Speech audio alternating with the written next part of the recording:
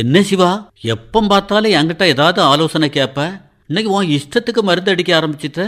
பூச்சிகள் கண்டனா அதை நிசாரமா உன் கைத்தறனை காட்ட ஆரம்பிச்சிட்டிய. இப்ப அண்ணன்ட்ட எல்லாம் ஆலோசனை அப்படிங்கிற ரீதியில் வருது இல்லை இல்லையா? ஏண்ணே, ஏன்னே இந்த கதையை கேட்குறீங்க? போன தடவை சாகுபடி பண்ண ஒரு இலை இல்லாமல் புழு பூச்சி தின்னு அவ்வளோ சுவாரி தீர்த்து போட்டுனே. நீ சொல்கிறத பார்த்தா அண்ணே உங்கள்கிட்ட ஆலோசனை கேட்டு தானே பண்ணேன், பூச்சி போன மாதிரி இல்லைண்ணே அப்படின்னு சொல்கிற மாதிரிலாம் இருக்கு. நான் தான் கேட்டுக்கிட்டு அவங்களுக்கு சொல்லி கொடுக்குறதுல ஏதாவது தப்பு பண்ணியிருப்பேனா இருக்கும். அதுதான் இப்படி பெரிய பிரச்சனையை சந்திச்சுட்டு இருக்கேன். அதான் உங்கள்கிட்ட அன்னைக்கே சொன்னேன் பேசும்போது, தம்பி நீ இந்த காதில் வாங்கி அந்த காதில் விட்டுறாத, அலைபேசியில் வேணா பதிவு பண்ணிக்கோ அப்படின்னு. தம்பி அந்த இடத்துல என்ன சொன்னேன், 10வது வகுப்பில் நான் முதல் மாணவன், அதனால எதையும் கிரகிக்கக்கூடிய ஆற்றல் என்கிட்ட இருக்குன்னு. அந்த இடத்துல நான் ஒன்றை சொல்ல முடியாத ஒரு நிலை இருந்தாலும் கூட நீ கூர்ந்து கவனிச்சதை கேட்கும்போது சரியான வழியில் அதை செயல்படுத்துவ அப்படின்னு நினச்சேன். அந்த மாதிரி ஒரு பிரளயத்துக்கு பிறகு இப்போ என்ன மாதிரியான ஒரு நுட்பத்தில் மருந்தடிக்க ஆரம்பிச்சிட்ட? ஏதாவது ஆலோசனை யாராவது சொன்னாங்களா, அல்லது என்ன மாதிரி நுட்பமான ஆட்கள் சொன்னாங்களா, அல்லது ஏதாவது விவசாயிகள் அனுபவமா? எந்த விதத்தில்ப்பா ஈடுபாடு காட்டுற? இல்லைண்ணே, பக்கத்து வயலில் முனியாண்டிக்கு வயல் இருக்குது பார்த்தீங்களா, அவருக்கு வயலில் ஃபுல்லாக மருந்தடிச்சு ஆகா ஓஹோன்னு விளைச்சலை அள்ளி கொட்டுறாருண்ணே. ஏன் அவர் இயற்கை விவசாயம் பண்ணக்கூடிய ஆள்லாப்பா? தம்பி நீ சொல்கிற மாதிரி அந்த முனியாண்டி அப்படின்னு சொல்லக்கூடியவன் எந்த கருத்தையுமே யார்ட்டையுமே சொல்லுறது இல்லையா? என்கிட்ட கூட சில ஆலோசனை 4 பேருக்கு சொல்லி கொடுக்கணும் அப்படின்னு கேட்பாருப்பா. ஆனால் யாருக்குமே சொல்லி கொடுக்க மாட்டாரு. அதை அப்படி அவருடைய வயலில் செயல்படுத்தி வெற்றிவாக சொல்கிற மாதிரி தான் இருக்கும். நீ வேற முனியாண்டி வயலு நல்ல விளையுது அப்படிங்கிற, அவர் கருத்து சொல்லாத ஒரு நிலையில் இன்னைக்கு அற்புதமான நடவடிக்கையை கையாளுறிய, இது எப்படிப்பா? நானும் பல முறை கேட்டு கேட்டு கேட்டு மடுத்து போச்சு. பக்கத்து வயலில் அதே முறையை பின்பற்றக்கூடிய ஒரு பெண்மணியை சந்தித்தேன். அருமையாக பல விளக்கங்களை சொன்னாங்கண்ணே. யாருப்பா அவங்க? பேர் என்ன பேருப்பா? அண்ணே, நம்ம தோரங்காடு இருக்கலானே. தம்பி தோரங்காடு பகுதி அப்படிங்கும் போது அங்குள்ள விவசாயிகள் நம்ம ஒரு கேள்வியை கேட்டோன்னா 4 பதில் சொல்றதுக்கு அப்பதில் 40 பதில் சொல்லுவாங்களாப்பா? அண்ணே, 10 கேள்வி கேட்டேன்னா 15 பதில்கள் சொல்றாங்கண்ணே. தம்பி அண்ணன் ஒன்று அதை கேட்கறதுக்கு வாய்ப்பு இருக்குமாப்பா? ஏண்ணே, எதுக்குண்ணே இப்படி கேட்குறீங்க? தம்பி பெற்ற அனுபவத்தை பிறருக்கும் சொல்லி அவங்களும் வளமாகட்டுமே. அண்ணன்ட்ட சொன்னால் தெரியுமில்ல எவ்வளோ பேருக்கு பரவலாகும்னு. ஏண்ணே, நான் சொல்கிறத விட இன்னைக்கு 7:30க்கு குமரி பண்பில் உங்களுக்கு கேட்குறதுக்கு ஏதாவது வாய்ப்பு இருக்குமாண்ணே? என்ன வாய்ப்பு இருக்குமான்னு? அண்ணன் இன்னைக்கு அறிவாளியாக திகழ்கிறேன் அப்படின்னா குமரி பண்பில் தானப்பா? ஏண்ணே, அப்படின்னா கண்டிப்பாக கேளுங்கண்ணே. ரொம்ப சந்தோஷப்பா, கேட்குறேன்பா. கேட்டுட்ட தம்பியை பார்த்து சில கருத்துக்களை பின்னால் சொல்கிறேனே. வணக்கம்மா. வணக்கம் சார். பொதுவாக பெண்மணிகளை பொறுத்த வரைக்கும் வீடுகளில் பார்த்தோம் அப்படின்னா ஏதாவது காய்கறி தோட்டம் இல்லைன்னா பல வகை பயிர்கள் இல்லைன்னா கோழி ஆடு மாடு அப்படின்லாம் வளர்த்துட்டு இருப்பாங்களே. நீங்கள் இயற்கை முறையில் சாகுபடி பண்ணிட்டு இருக்கிறதா சொன்னாங்க. வீடுகளில் நம்ம தோட்டம் வளர்க்கறது ரொம்ப ஈஸியான மெத்தேடு அப்படின்னு நினைச்சிட்டு இருக்கோம். ஆனா அப்படி இல்லை. நிறைய விதமான பயிர்களை பாதுகாக்கக்கூடிய சூழ்நிலையில நமக்கு நிறைய இருக்கு. ஏன்னு சொன்னா இயற்கையாகவே நமக்கு பூச்சிகள் எல்லாமே அதிகமாக இருக்கும். இயற்கை விவசாயம் பண்ணும்போது மலர்களில் இருந்து வரக்கூடிய வாசனைகள் சில வகையான பூச்சிகளை அந்த பயிரை நோக்கி இழுக்கும். அந்த பூச்சிகளை நீங்க பாத்துக்கிட்டீங்கன்னா நன்மை செய்யும் பூச்சிகளும் இருக்கு, தீமை செய்யும் பூச்சிகளும் இருக்கு. இப்போ குறிப்பா ஒரு எடுத்துக்காட்டுக்காக 100 விதமான பூச்சி இருக்கு அப்படின்னு நம்ம பார்த்தோம்னா இதுல 25ல இருந்து 45% வரைக்கும் உள்ள பூச்சிகள் தீமை செய்யக்கூடிய பூச்சிகளாக தான் இருக்கும். நன்மை செய்யக்கூடிய பூச்சிகள் 45ல இருந்து 60% வரை கூடுதலா இருக்கும். இதுவே நீங்க நம்ம நல்லா கவனமா பார்த்துட்டோம்னா நன்மை செய்யக்கூடியவங்க தான் அதிகமாக இருக்காங்க. நமக்கு பூச்சிகளை கொல்லணுங்கிறது நோக்கம் கிடையாது சார். எப்படின்னு சொன்னா பூச்சிகளை விரட்டிக்கிட்டு நம்ம பயிரை பாதுகாக்கணும், மகசூலை பெருக்கணும், நம்மளும் நல்லா இருக்கணும் அப்படிங்கிற மோட்டிவேஷன் தானே தவிர. அதனால பெண்மணிகள் எல்லாம் அவரவர் வீட்டில் மாடி தோட்டம் வீட்டு தோட்டம் எல்லாம் அமைச்சிருக்காங்க. அப்போ அதுக்கு நம்ம என்னெல்லாம் பயன்படுத்தலாம் அப்படிங்கிறத பற்றி தான் இதில் நம்ம தெரிஞ்சுக்க வேண்டியது. சரிம்மா, இப்போ நீங்க சொல்றீங்க வீடுகளில் காய்கறி தோட்டம் இருந்துச்சுன்னா அதை நன்மை செய்யும் பூச்சிகள் இருக்கு, தீமை செய்யும் பூச்சிகள்லாம் இருக்கு. சாதாரணமா ஒரு பெண்மணி வீட்டுல காய்கறி தோட்டம் வச்சிருக்காங்க. அவங்க இந்த மாதிரி ஒரு புரிதல் இல்லாம செயல்படும் போது நிறைய பிரச்சனைகள் வர்றதுக்கு வாய்ப்பு இருக்கு. என்ன மாதிரி செயல்பாடுகளை செயல்படுத்தணும், அதை பத்தி கொஞ்சம் சொல்லுங்க. பூச்சிகளை பத்தி அவங்க பொதுவாகவே எல்லா விதமான புழுவாக இருக்கட்டும், பறந்து வரக்கூடிய இறக்கை முளைத்த பூச்சிகளாக இருக்கட்டும், எல்லாத்தையுமே பூச்சி லிஸ்ட்ல தான் சேர்த்திருக்கோம். அது நமக்கு என்ன செய்யுங்கிற புரிதல் மக்கள்கிட்ட குறைவாக இருக்கு. பண்டைய காலத்துல உள்ள மக்கள் இது ரொம்ப அறிஞ்சு புரிஞ்சு நடந்துக்கிட்டாங்க. அதனால நமக்கு அன்னைக்கு எந்தவித தீமைகளும் இல்லை. அப்படி நம்ம பூச்சிகளை எடுத்துக்கிட்டோம்னா இப்போ நன்மை தீமை அப்படிங்கிற ரெண்டையும் பிரித்து சொல்லும் போது தாவரத்தை தின்னு உயிர் வாழக்கூடிய ஜீவன்கள், அப்படி அந்த வகையான பூச்சிகளை தான் தீமை செய்யும் பூச்சிகள் தான். அந்த வகையான அந்த பூச்சிகள் எங்க இருக்குன்னு பாத்தீங்கன்னா தாவரத்துக்கு மேற்புறமாக இருக்கு. அது ஒளிஞ்சிட்டு தாவரத்துடைய இலைகளின் அடியிலேயோ இல்ல குருத்துக்களிலேயோ அல்லது தண்டிலேயோ அல்லது அதோட வேர்லையோ அதுவும் மீறி அதோடைய கூட்டுப்புழு பருவத்தில் அது மண்ணுக்கு 1 இன்ச்சுக்கு கீழேயோ தான் அது ஒளிஞ்சு தான் இருக்கும். இதுதான் நம்ம பூச்சி கண்டுபிடிக்கக்கூடிய முறை. அது வெளியே சுற்றி திரியக்கூடிய பூச்சி மட்டும் தான் நம்ம பூச்சின்னு நினைக்கிறோம். சிலந்தி வெளியே தான் உங்களுக்கு வலை பின்னல் பண்ணியிருக்கும், 2 செடிகளுக்கு நடுவில் பண்ணியிருக்கும். நம்ம நினைப்போம் இதுதான் நம்மள தீமையான பூச்சி அப்படின்னு சொல்லி நம்ம அழிச்சிடறோம். ஆனால் அது எல்லாமே நமக்கு நன்மை தரக்கூடிய பூச்சிகள். அதாவது செடி இலைக்கு அடியில் இருக்கக்கூடிய அந்த பூச்சி இனத்தை, மாவு பூச்சியாக இருக்கட்டும், அஸ்வினி பூச்சியாக இருக்கட்டும், அந்த வகையான பூச்சிகளை தின்பதற்காக தான் இந்த சிலந்தி வலை பின்னுது. அப்போ அந்த பூச்சிகள் ஊறும் போது அந்த சிலந்தி வலையில இருக்கும்போது அது எனக்கு நன்மை செய்யக்கூடியதாக விதத்தில் சிலந்தி செயல்படும். பார்க்கும் பொழுது நன்மை செய்யும் பூச்சியா தீமை செய்யும் பூச்சியான்னு சொல்லிட்டு அதோடைய நிறத்தை வச்சோ இல்லைன்னா அதோடைய அளவை வச்சோ கண்டுபிடிக்க முடியுமா? கண்டிப்பாக முடியும். பொதுவாக பூச்சி அப்படின்னு நம்ம எடுத்துட்டா அதுல 4 காரணிகள் இருக்கும். அது என்னன்னு பார்த்தீங்கன்னா 6 கால்கள் இருக்கும். இதெல்லாம் உட்கார்ந்து இருந்து நம்ம பூச்சியை பிடிச்சி எல்லாம் வச்சு பார்க்க முடியாது. இருந்தா நீங்க ஒரு செக் பண்ணணும் அப்படின்னு நினைக்கக்கூடியவங்க நல்லா பார்த்துடுங்க. தீமை செய்யக்கூடிய பூச்சி இனங்கள் 3 பார்ட்டா இருக்கும். தலைப்பகுதி இருக்கும், நெஞ்சு பகுதி இருக்கும், வயிற்று பகுதின்னு 3 பிரிவுகளாக தான் இருக்கும். இந்த 3 பிரிவுகளில் இந்த நெஞ்சு பகுதியில் இருக்கிற நடுப்பகுதியில் இருந்து தான் இதோட கால்கள் ஆரம்பிக்கும்.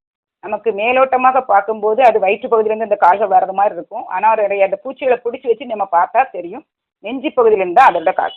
அப்புறம் பார்த்தா முன்ன 2 கொடுக்கு. அது எல்லாத்துக்கும் எல்லா பூச்சி இனத்துக்குமே இருக்கு. ஆனால் நன்மை செய்யக்கூடிய பூச்சி இனத்துக்கு தலைப்பகுதியும் வயிற்று பகுதியும் மட்டும்தான் இருக்கும். இதை வச்சு நம்ம ஈஸியாக அந்த பூச்சி இனத்தை நம்ம கண்டுபிடிச்சிடலாம். அது மட்டும் இல்லாமல் இப்போ வண்டு இனத்தை பற்றி பேசுனது மாதிரி பொறி வண்டுன்னு ஒன்று இருக்கு பாருங்க. அந்த வண்டு இனத்தில் பார்த்தீங்கன்னா புள்ளிகள் நிறைய இருக்கு. அது பார்க்கறதுக்கு ஒரு பயிர் அளவுக்கு தான் இருக்கும். ஒரு பருப்போட பாதி சைஸ் அளவுக்கு தான் இருக்கும், பெருசாலாம் இருக்காது. நம்ம நினைப்போம் இது நம்மளுடைய உணவுகளை திங்க வருதோ, அப்படி இல்லை. இது அந்த பயிரில் உள்ள தீமை தரக்கூடிய அந்த பூச்சிகளை அழிக்கிறதுக்கு தான் வரும். அப்போ அதுலேயும் நிறைய பூச்சிகள் வித்தியாசமாக இருக்கும். அதாவது 10க்கு மேற்பட்ட புள்ளிகள் இருந்துன்னு சொன்னால் அது நமக்கு தீமை செய்யக்கூடிய பூச்சியில் வந்துடும். அதாவது பார்க்கும்போது புள்ளிகள் அதிகமா இருக்கக்கூடிய தீமையை செய்யக்கூடிய பூச்சினோ இல்லைன்னா வண்டினமா தான் இருக்கும் அப்படின்னு சொல்றீங்க. ஆமாம், அந்த பயிரை பாதுகாக்கும் அப்படிங்கிறது நம்ம பஞ்சபூதங்களையே பாதுகாக்கும். ஏன்னா பயிர் வளர்றதுக்கு முக்கியமான இடம் நிலம், நீர், காற்று, சூரிய வெப்பம் எல்லாமே தேவை. அப்போ இது பஞ்சபூதத்தை பாதுகாத்தாதான் மனித உயிர்களோ இல்லை பரிமாற்றத்தில் உள்ள அனைத்து ஜீவராசிகளுக்கு வாழ்வதற்கேற்ற உணவுப் பொருட்களை உற்பத்தி செய்ய முடியும். அதனால நமக்கு பயிரை பாதுகாப்பதான் நம்மளோட முக்கியமான நோக்கம். அதை பூச்சிகளை அழிப்பது அல்ல, பூச்சிகளை விரட்டுவது. பயிர்கிட்ட அதை காப்பாற்றதும் அதை விரட்டி பூச்சிகள் பயிர்களை அழிக்காமல் இருப்பதற்காக அதை தடுப்பதுக்கான மெத்தட் தான் நம்ம பார்க்கறது. பொதுவா விவசாயிகள் என்ன சொல்றாங்க அப்படின்னா, நீங்க பூச்சிகள் விரட்டுறதுக்காக இந்த இயற்கை முறையில சொல்றீங்க. ஆனா பொருளாதாரத்துல நான் விற்பனை பண்ணணும் அப்படின்னு நினைச்சா பாதி சாகுபடி பண்றதுல பாதியை காணாம போயிருது அப்படின்னு சொல்றாங்க. ஆனா பண்டைய காலத்துல பார்த்தோம் அப்படின்னா இயற்கை முறைகள்ல சாகுபடி பண்ணி எவ்வளவோ மகசூல் எடுத்து அது மட்டும் இல்லாம உடல் வலிமையோடயும் வாழ்ந்தாங்க நம்முடைய முன்னோர்கள். அப்படி இருக்கும் பொழுது இப்போ இயற்கை பூச்சி விரட்டிகளை ஏதோ பயன்படுத்துறதுக்கு பயப்படுறாங்களே, என்ன காரணம்? 60% மக்கள் இயற்கை விவசாயத்தை நாடி வந்துட்டாங்க. ஏன்னா தற்போதைய சூழலே உங்களுக்கு புரிஞ்சிருக்கும். வாழ்க்கை நடைமுறை எவ்வளவு தூரம் கொண்டு போயிருக்கு, எதனால வருதுங்கிறதே கண்டுபிடிக்க முடியாத அளவுக்கு போய்கிட்டு இருக்கு. அதனால நம்ம என்னன்னா நம்மளுடைய தற்கால வாழ்க்கை முறைக்கு ஏற்ற அளவில் மகசூலை பெருக்குவது மட்டும் நமது நோக்கம் கிடையாது. உயிரினங்களோ நம்ம வாழ்ந்து கொண்டிருக்கிற நோய்கள் இல்லாமல் வாழ்வதான் நமக்கு முக்கியமான காரணியா நம்மள்கிட்ட இருக்கு. அப்படி நோய்கள் முக்கியமான காரணியாக இருக்கும்போது இந்த தீமை செய்யக்கூடிய பூச்சிகளை நம்ம அழிக்கிறதை விட அந்த நன்மை தரும் பூச்சிகளை அழிக்காமல் பாதுகாத்தனால கூட நமக்கு பயிரினங்கள் வரும்.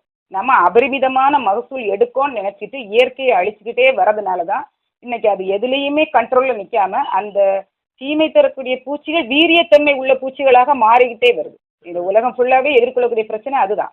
அதாவது ஒரு பூச்சியை அழிக்கிறதுக்கு நீங்க பயன்படுத்திய அந்த ரசாயன பூச்சிக்கொல்லிகள் ஒரு கட்டங்கள் வரும்போது முற்றிலுமாக அந்த பூச்சி அழிக்கப்பட்டதா என்னன்னா பூச்சி அழிக்கப்படாது.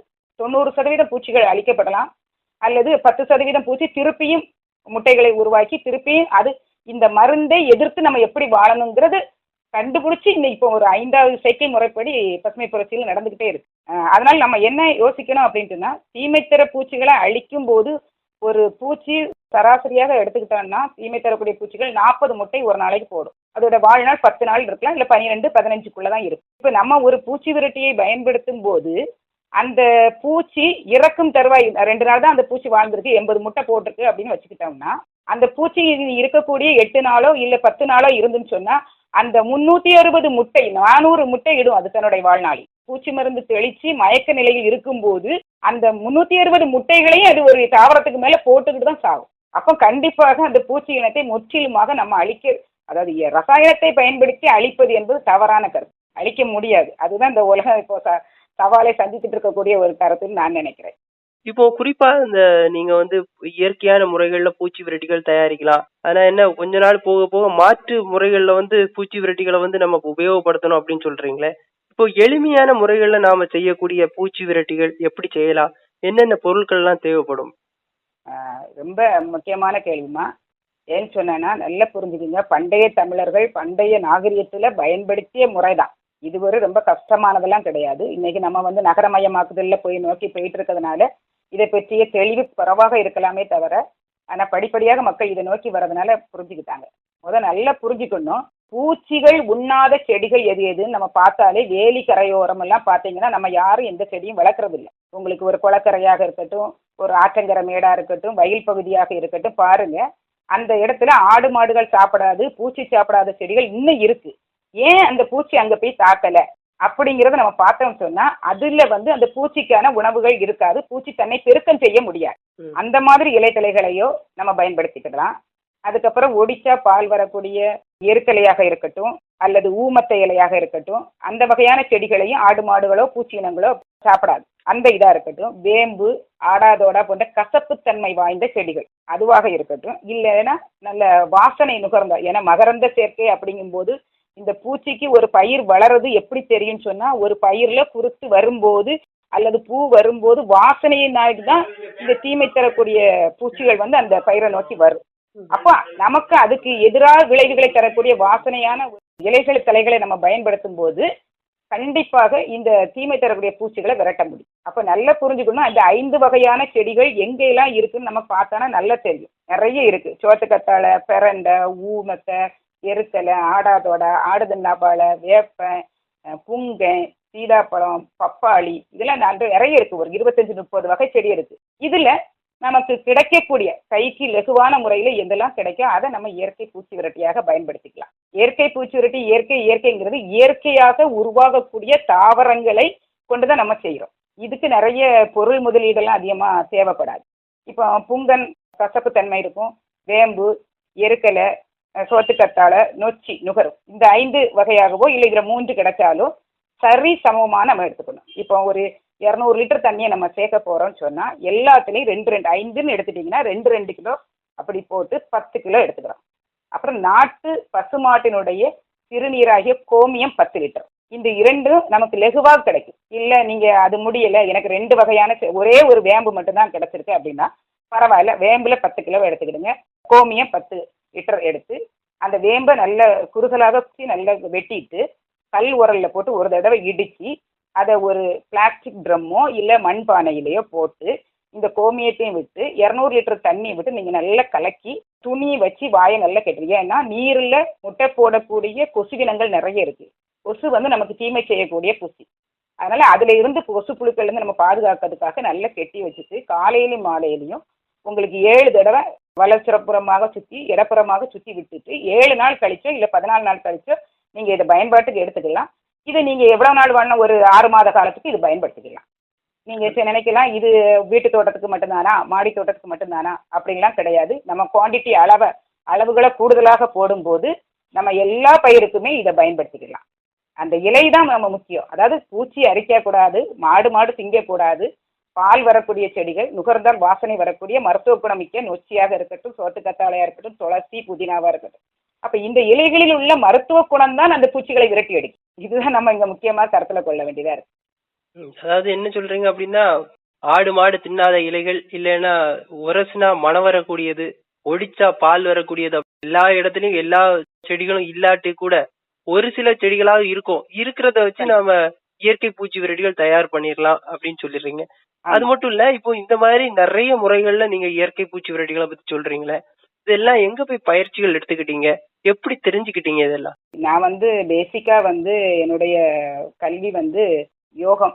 அப்போ யோகம் வாழ்க்கையும் போது வாழ்க்கைங்கிறது மனிதனை பொறுத்தவரை, ஒரு தனி மனிதனை பொறுத்தவரை உடல், உயிர், மனம், அந்த 3ஐயும் சரியா வச்சிருக்கணும். அப்படிங்கிற முறையில நம்மளுடைய உடலை சரியாக வைத்திருக்கக்கூடிய உணவு பழக்க வழக்கங்கள் எப்படி இருக்கணும் அப்படிங்கிறதுக்காக நான் இதில் ஒரு 12 வருட காலமாக ஒரு தேடுதலின் காரணமாக வேளாண்மை சம்பந்தமான பயிற்சி வகுப்புகள் நடக்குதோ அங்கே எல்லாமே நான் கலந்து அதில் அறிவு சார்ந்த நிறைய விஷயங்களை நான் கத்துக்கிட்டு வந்து நான் என் வீட்டில் நடைமுறைப்படுத்தி பார்த்துருக்கேன். அப்படிதான் என்னுடைய தேடுதலின் காரணமாக இதனுடைய தாக்கம் ஏற்பட்டு தான் நான் அந்த இயற்கை விவசாயத்தை மாறணும். நான் மட்டும் இல்லாம உலகத்தில் உள்ள எல்லாருமே இயற்கை விவசாயத்தை மாற்றும் போது உடலில் உள்ள செல்களில் நச்சுத்தன்மை கலக்காதவாறு நம்ம நோய் எதிர்ப்பு தன்மை ஆட்டோமேட்டிக்கா எப்படி ஒரு பூச்சி இனத்துக்கு சொல்றோமோ அதே மாதிரிதான் மனித இனத்துக்குமே நோய் எதிர்ப்பு தன்மை அதிகமாக இருந்தால் எந்த ஒரு நோய் கிருமிகள் உள்ளே போனாலும் நம்மள்கிட்ட இருக்கக்கூடிய நோய் எதிர்ப்பு தன்மை அது எதிர்த்து போராடி உடலை வலிமை பெற செய்யும்.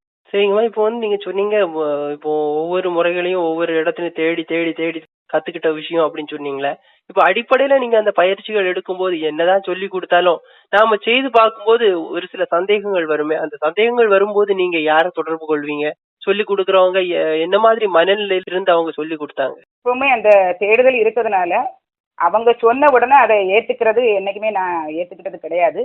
ஏன்னு சொன்னா நான் என் மூதாதையர்கள் என்னோட பாட்டி தாத்தாவுடைய வளர்ப்புல வளர்ந்ததுனால அவங்க இதெல்லாம் சொல்லி கொடுத்ததை இதையும் வச்சு நான் கம்பேர் பண்ணி பார்ப்பேன். இவங்க சொல்றாங்களே பாட்டியும் இப்படி சொல்லியிருந்தாங்களே இது எந்த அளவுக்கு இது பயன்படும் அப்படிங்கும்போது அந்த கருத்து ஒற்றுமை வந்தா மட்டும்தான் நான் அதை பயன்படுத்தி பார்ப்பேன். உடனே பிறருக்கு யாருக்கும் சொல்ல மாட்டேன். நான் அதை பயன்படுத்தி பார்த்து அதுல உண்மையிலேயே நன்மை இருந்துன்னா மட்டும்தான் அதை வெளியிடங்களுக்கு வந்து நான் சொல்லவோ குழந்தைகளுக்கு சொல்லவோ வாய்ப்புகள் கிடைக்கக்கூடிய இடங்களுக்கெல்லாம் அதை கருத்து பரிமாற்றம் பண்ணியிருக்கேன்.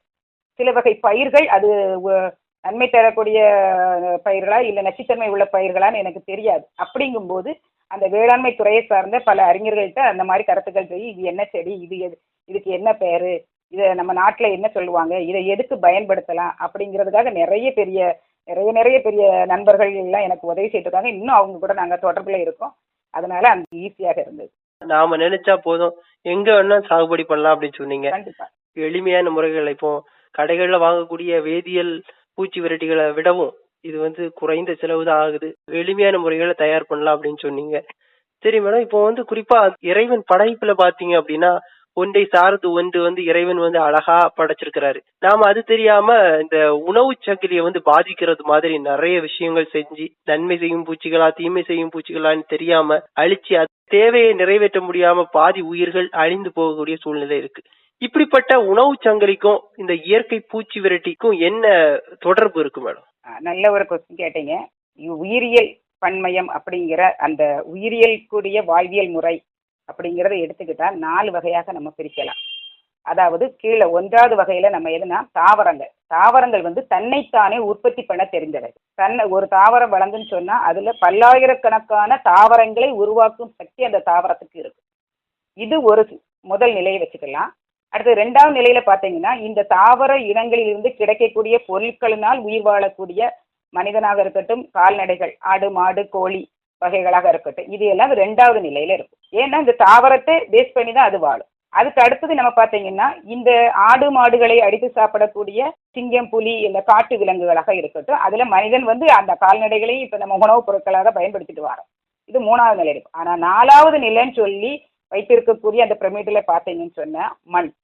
அதாவது அந்த மண்ணு தான் நன்மை செய்யக்கூடிய பாக்டீரியாக்கள், பூஞ்சைகள், வைரஸ்கள் நிறைய அங்க இருக்கு. தாவர இனங்களாக இருக்கட்டும், கால்நடைகளாக இருக்கட்டும், அல்லது காட்டு விலங்குகளாக இருக்கட்டும், இது எல்லாமே ஒரு காலகட்டம் தன்னோட உயிரியல் தன்மாற்றத்தின் மூலமாக இறை அடையும் போது அது எல்லாமே மண்ணுக்குள்ளதான் போகுது. அப்போ அந்த மண்ணில் இருக்கக்கூடிய நன்மை செய்யக்கூடிய பாக்டீரியா அந்த கழிவுகளை நல்ல கழிவுகளாக மாற்றி கொண்டு வர்றதுக்கான இதுதான் உயிரியல் பண்பாடு. அப்படின்னு பாத்தீங்கன்னா ஒரு நெல்லில இருக்கட்டும், ஒரு செடியில இருக்கட்டும், ஒரு அந்து பூச்சியோ இல்ல மாவு பூச்சியோ வருதுன்னு சொன்னா நம்ம அதை இயற்கையான முறையில அதை சாப்பிடுவதற்கு எலியோ இல்ல தட்டாம்பூச்சியோ ஏதோ ஒரு பூச்சி இருக்கும். அந்த பூச்சியை சாப்பிடுவதற்கு தவளை இருக்கும். தவளையை சாப்பிடுவதற்கு பாம்பு இருக்கும். பாம்பு சாப்பிடுவதற்கு உங்களுக்கு கழுகு இருக்கும். இப்படி ஒன்று உணவு சங்கிலிகள் மாறாம இருக்கும். இதுல நம்ம குறிப்பிட்ட வகையான ஒரு இதை நம்ம பூச்சியை இப்ப நம்ம கம்ப்ளீட்டா நான் பூச்சியை அழிச்சிட்டேன் அப்படின்னு நம்ம பெருமையா சொல்லிக்கிட்டோம்னு வச்சீங்கன்னா அப்ப இத்தனை தொடர்ச்சியாக வாழ்வியல் முறை உயிரியல் முறைப்படி இருக்கக்கூடிய மற்ற ஜீவராசிகளும் பாதிக்கப்படும். அப்படி பாதிக்கப்படும் போது இயற்கையே மாற்றத்துக்கூடிய தன்மையில மாறிடும். அதனால நம்ம அந்த பூச்சிகளை விரட்டுவதுதான் நமக்கு முக்கியமான நோக்கமாக எடுக்கணுமே தவிர பூச்சிகளை அழிக்கணுங்கிற அந்த எண்ணம் நமக்கு எப்பவுமே இருக்கக்கூடாதுங்கிறது என்னோட கருத்து. அதாவது என்ன சொல்றீங்க அப்படின்னா ஒரு பூச்சியை சாப்பிடுறதுக்கு இன்னொரு பூச்சியை சாப்பிடுறதுக்கு இன்னொரு பூச்சி அப்படின்னு 9 பூச்சி இருக்கு. 9 பூச்சியை சாப்பிடுறதுக்கு 9000 பூச்சி இருக்கு அப்படிங்கிற மாதிரி அப்படிங்கிற சூழ்நிலையில உணவு சங்கிலியை வந்து நம்ம பாதிக்கிறது மாதிரி ஒவ்வொரு செயல்களும் செஞ்சுட்டு இருக்கோம். இயற்கையாவே வந்து அழகா படைச்சிருக்காங்க, தேவையில்லாம வந்து அழிக்க வேண்டிய அவசியம் இல்ல, இயற்கை பூச்சி விரட்டிகளை பயன்படுத்தினா போதும் அப்படின்னு சொல்றீங்க. குறிப்பா இப்போ அதுவும் நிறைவா இப்போ இளைஞர்களுக்கு இயற்கை முறைகள்ல பூச்சி விரட்டிகளுடைய விழிப்புணர்வு என்ன மாதிரி இருக்கு, எப்படி இருந்தா சரியா இருக்கும் அப்படிங்கறத சொல்லுங்க மேடம். பொதுவாகவே வந்து நான் வீட்டில் இருக்கக்கூடிய மகளிருக்காக முதல் 2 கருத்துக்களை சொல்லிக்கிறேன். இல்லை உரம் இல்லை பசு கால்நடைகளை வளர்க்க முடியல, சாணம் கிடைக்க மாட்டுது, கோமியம் கிடைக்க மாட்டுது, இப்படிங்கிற தவறான கருத்துக்கள் உங்களுக்குள்ள இருக்கலாம். எப்படி வளர்க்குறது, நம்ம இயற்கை பூச்சி வந்தால் கட்டுப்படுத்த முடியாது அப்படிலாம் நம்ம நினைக்கிறோம். அது எல்லாத்தையும் கவலைகளை நீங்கள் விட்டுருங்க. அன்றாடம் அதாவது சோறு வடிக்கக்கூடிய தண்ணி இருக்குது பார்த்தீங்களா, அந்த தண்ணியை 7 நாளாக நீங்கள் சேமித்து வைத்து அதை நல்ல ஒரு துணியை வச்சு கெட்டி வைத்தோம். அதில் ஒரு புளிப்பு வாசனை வரும். அந்த புளிப்பு வாசனை வரும்போது அதில் இருக்கக்கூடிய நொடி கூட அந்த தீமை செய்யக்கூடிய பூச்சிகளை விரட்டும் தன்மை இருக்கும். அதை நீங்கள் 7 நாளோ இல்லை 10 நாளோ வச்சுருந்தீங்கன்னா அந்த தண்ணியில் மஞ்சள் கலந்து நீங்கள் தெளிச்சிங்கன்னா கூட ஈஸியாக முடியும். நீங்கள் வெளியே எங்கேயும் காசு கொடுத்தே வாங்க வேண்டாம். அது இல்லை, பெரிய பெரிய ஏக்கர் கணக்கான உள்ளவங்க வந்து கொஞ்சம் சாதம் வடித்த தண்ணியை எடுக்க முடியாது. கல்யாண வீட்டில் பார்த்தீங்கன்னா தண்ணியை வடிக்க மாட்டாங்க, அதனால் அப்படி எடுக்க முடியாது. நீங்கள் வந்து ஒரு புழுங்கல் அரிசியை எடுத்து அதை நல்லா வேக வச்சு கஞ்சியாக்கி, அந்த கஞ்சி கூட 1 கிலோன்னா ஒரு 3 கிலோ நாட்டு சர்க்கரையோ இல்லை கருப்பட்டியோ கலந்து கூட குழி தோண்டி அந்த பானையை நல்ல வாயை நல்ல இறுக்கமாக கட்டி நீங்கள் வச்சிருந்து கூட ஈஸியான முறையில், அதாவது நான் என்ன சொல்கிறேன், குறைஞ்ச பயிருக்கு இல்லை கொஞ்சம் நிறைய ஏக்கர் உள்ள பயிருக்கு பயன்படுத்த முடியாதா இயற்கை பூச்சி விரட்டிகளை அப்படிங்கிற எல்லாத்துக்கும் பயன்படுத்தலாங்கிற கருத்துக்காக இது மகளிருக்காக சொல்கிறேன். மற்றபடி நீங்கள் பார்த்தீங்கன்னா உங்கள் மாவு பூச்சியின் காரணமாக தான் வீட்டில் நிறைய எறும்புகள்லாம் வரும். அப்போ அந்த எறும்புகளை பயன்படுத்தும் எப்படி பண்ணுன்னா, மஞ்சள் தூளை நீங்கள் வச்சிருக்கிற தொட்டிகளை சுற்றியோ இல்லை கீழே அந்த மூட்டை சுற்றியோ நீங்கள் போடலாம். அது இல்லாமல் வீட்டில் பெருங்காயத்தூள் இருக்கும். அந்த பெருங்காயத்தூளில் 2 சிட்டிகை எடுத்தீங்கன்னா 1 லிட்டர் தண்ணியில் நீங்கள் கலந்து அதை கூட ஸ்ப்ரே பண்ணிக்கலாம். இளைஞருக்கு நான் என்ன சொல்ல விரும்புகிறேன், அது ஆண்களாக இருக்கட்டும் பெண்களாக இருக்கட்டும், நீங்கள் எல்லா வித படிப்புகள் படித்து எதில் வேலை செய்தாலும் பரவாயில்ல, ஆனால் நம்ம எல்லாருமே இயற்கையை காப்பாற்றுவதற்காக போராடி கொண்டிருக்கிறோம். அதனால் உங்களுக்கு சௌரியத்துக்கு தக்க, உங்களுடைய சௌரியத்துக்கு தக்கன நீங்கள் உங்கள் வீட்டுக்குள்ளேயோ இடம் இருந்தோ இடம் இல்லையோ, இடம் இருந்தால் அதுக்கு தக்கன பண்ணிக்கிடுங்க. தாவர இனங்களையும் செடி கொடி இனங்களையும் வளர்த்து வரும்போது அதில் ஏற்படக்கூடிய ஒரு மன அமைதி இருக்குது. நீங்கள் எவ்வளவுதான் பண தேவைகளுக்காக ஓடி போயிட்டு இருந்தாலும் ஒரு கட்டத்திற்கு மேல் உங்கள் மனம் வந்து தளர்வடைய ஆரம்பிக்கும். ஆனால் அதே சமயத்தில் இந்த இயற்கையோடு இணைந்து நீங்கள் தாவர செடி கொடி வகைகளை நீங்கள் பண்ணுங்க, மலரினங்களை நல்லா வளருங்க. அந்த மலரினம் எல்லாமே மகரந்த சேர்க்கைக்கு, தேனை வரவழைக்கிறதுக்காக, தேனீக்களை வரவழைக்கிறதுக்கான வழிமுறைகள், இப்படியெல்லாம் நீங்கள் நிறைய பயன்படுத்தும் போது கண்டிப்பாக இந்த இயற்கையை வந்து நம்ம பாதுகாக்க முடியும். நம்ம எல்லாரும் அனைவரும் ஒருங்கிணைந்து கைகோர்த்தால் மட்டுமே இயற்கையில் நடக்கக்கூடிய அனைத்து நிகழ்ச்சிகளையும் நன்மையான முறையில் பயன்படுத்தி கொண்டு வந்தால் இயற்கை நம்மளை ஒருபோதும் கைவிடவே செய்யாது. அது உண்மைதான். இது பண்டைய காலத்தில் அவங்க வாழ்ந்த வாழ்க்கை முறையே நமக்கு எடுத்துக்காட்டாக இருக்கும். அந்த முறையில் எல்லாருமே செடி வளங்க, எல்லாருமே இயற்கையை பாதுகாங்க அப்படின்னு தான் என்னுடைய கருத்தாக இருக்கும். சரி மேடம், அதாவது இதுவரைக்கும் பயிர் பாதுகாப்புல இயற்கை பூச்சி விரட்டிகளின் பங்களிப்பு என்ன, இளைய தலைமுறையினர் முக்கியமா இதை வந்து கவனிக்கணும், விழிப்புணர்வா எடுத்து அவங்க மனசுல ஆழமா பதிய வைக்கணும். அப்பதான் வருங்கால சந்ததிகளுக்கு நம்ம ஒரு உடல் ஆரோக்கியத்தை தரக்கூடிய நல்ல உணவு வகைகளை வந்து கொடுக்க முடியும் அப்படிங்கிற மாதிரி உங்களுடைய கருத்துக்களை வந்து நம்முடைய குமரி பண்பலை நேயர்களுக்காக இவ்வளவு நேரமும் தெளிவாக அழகா சொன்னீங்க. உங்களுக்கு குமரி பண்பலை சார்பா நன்றி. நன்றி. இதுவரை பயிர் பாதுகாப்பில் இயற்கை பூச்சி விரட்டிகள் துவரங்காடு ஜெனிலா அவர்களுடன் நேர்முகம் கேட்டீர்கள். உடன் உரையாடியவர் எஸ். சிவகுமார்.